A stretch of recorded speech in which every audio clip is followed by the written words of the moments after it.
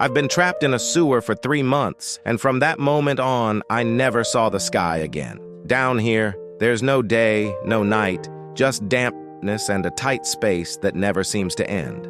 For 3 months, my entire world was that tiny strip of light above me. Every day I looked up and cried out over and over again. Not because I was noisy, but because if I didn't cry, no one in this world would ever know there was still a little kitten alive down here. My cries echoed up through the manhole. Footsteps passed right above me.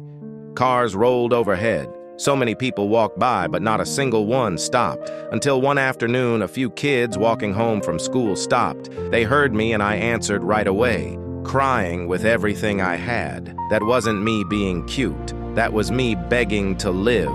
The moment they opened the cover, light poured in. I froze, so I hadn't been completely abandoned.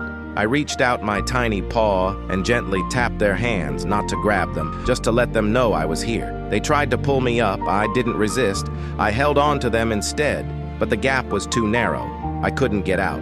They dropped food down for me. I hadn't eaten like that in so long. In that moment, I didn't care how I looked. I just needed strength to survive.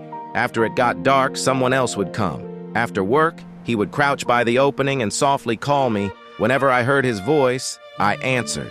He tried so many times to rescue me, but failed every single time. The vet told him that staying in a place like this too long would damage my breathing, and if it went on, I might not make it. But I didn't understand any of that.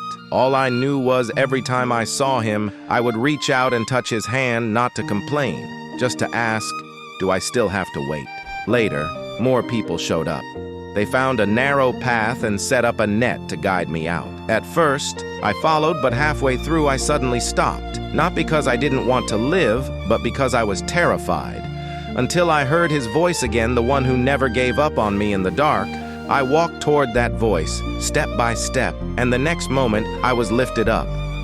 I heard applause, but I knew the truth. What really saved me wasn't the applause. It was those kids who stopped and the man who came to see me every day. Later, he took me home, and I finally understood something. Not every life gets swallowed by the darkness. As long as you keep calling out, someone will stop for you.